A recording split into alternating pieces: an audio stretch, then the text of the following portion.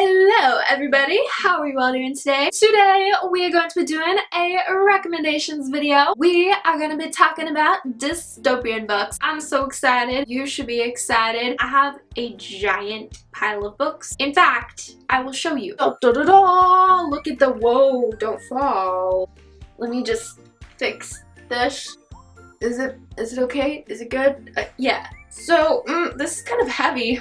These are all of the dystopian books that I'm going to be telling you guys about today. Be excited, and my arms are starting to hurt because I am weak. So I am going to put this down. Dystopian and YA really became huge when the Hunger Games became super popular. In my experience, a lot of the dystopian books that came after the Hunger Games, I felt a lot like the Hunger Games. Which is like okay, because I love the Hunger Games and boy did those books give me a book hangover. I was gonna take anything that was remotely like the Hunger Games. I always felt like it was really hard to find unique dystopian books. However, lately I have gotten really into dystopian books, and all of the books I'm talking about today made me realize that dystopian is a genre that you really have so much freedom to create such an interesting and captivating and creative world. And all of these books I think did a really great job at that. I feel like this magnificent pile is just staring at me, waiting for me to begin, so that is what we are going to do. Let's jump into the video. The first book is Flawed by Cecilia Ahern. I can't even properly express my love for this book. If you want to like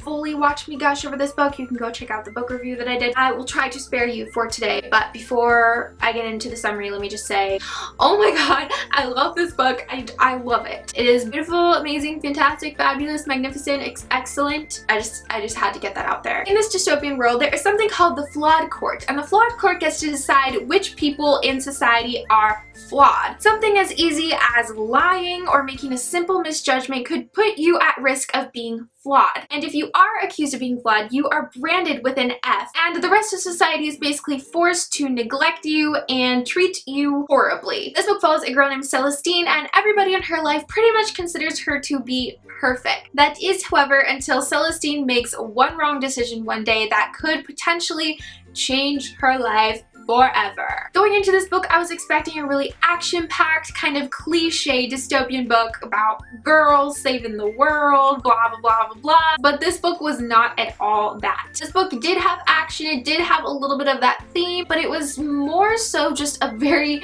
emotional book. This book was really centered around just Celestine's everyday life, and what is great about this book is that you don't need any of that action to make this such a captivating read, because you find yourself so attached to the characters, you simply can't put it down. The next book is one that I've been gushing about so much. I have been talking to my mom about it, my friends. It is getting a little too much at this point, but honestly, I don't care. That is The Program by Suzanne Young. I just did a review on this book, and you guys should go watch it if you're interested in hearing me talk more in depth about this, but oh my gosh, I think it is because this book left such a significant impact on me that it is one of my favorites. In this book, suicide has become an international epidemic, and young people around the world are becoming more and more depressed. People who do seem like they are more at risk are sent to what is called the program, and the program is basically a place that is supposed to fix people that are depressed. If you go into the program, you come out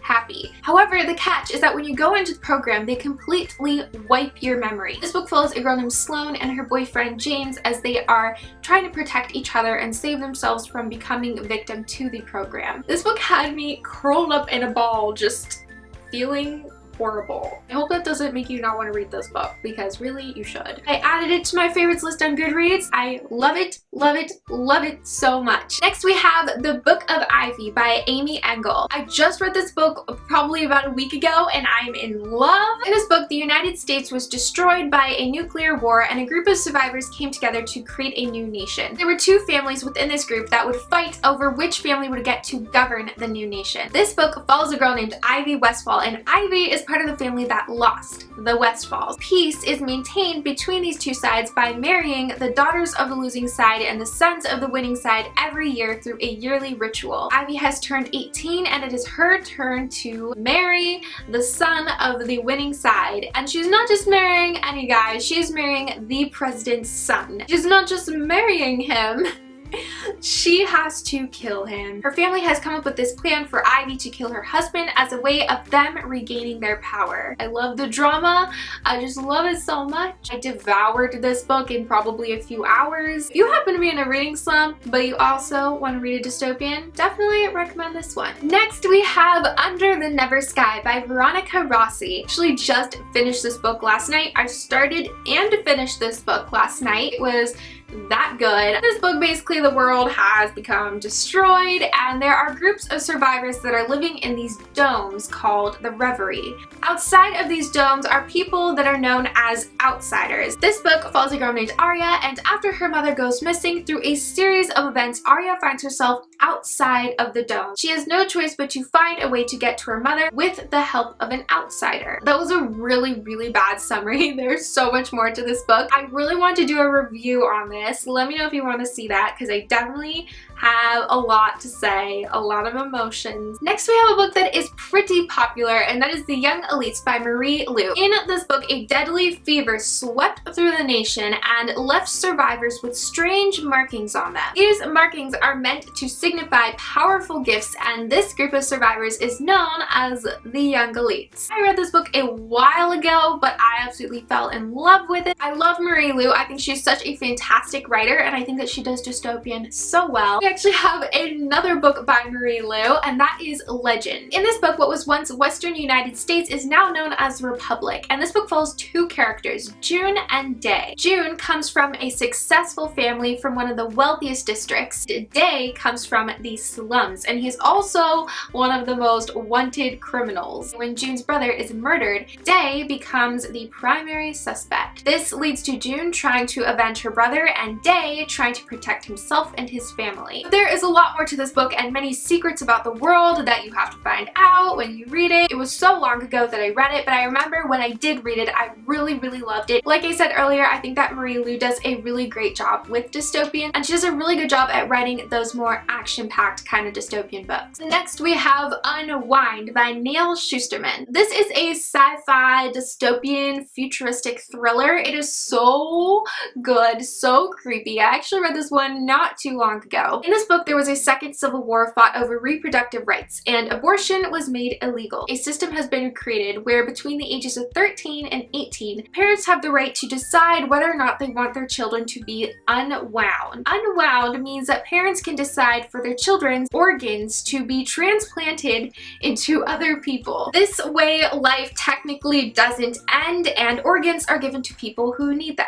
Just the entire concept of this book is so incredibly creepy, but that is what ultimately makes it so captivating. I was fascinated by this book. I thought it was so original, and I found myself just entirely sucked into this world. Next, we have Eve by Anna Carey. This book follows a girl named Eve who lives in an all-girls boarding school. She and a bunch of other orphan girls have lived in this school practically their entire lives. They have been promised that after they graduate, they will be sent into New America. However, on the day of Eve's graduation, she finds out some very dark secrets about her school and what they were actually intending to do with the girls at this school. This is just another really fun, guilty pleasure kind of dystopian. You got romance in here, you have action. Also not very well known, and I feel like it deserves more love, so I definitely recommend this one. Next, we have For Darkness Shows the Stars by Diana Peterfroon. This is another recent read of mine, and I fell in love with it. If you are a Jane Austen fan and you also love dystopian,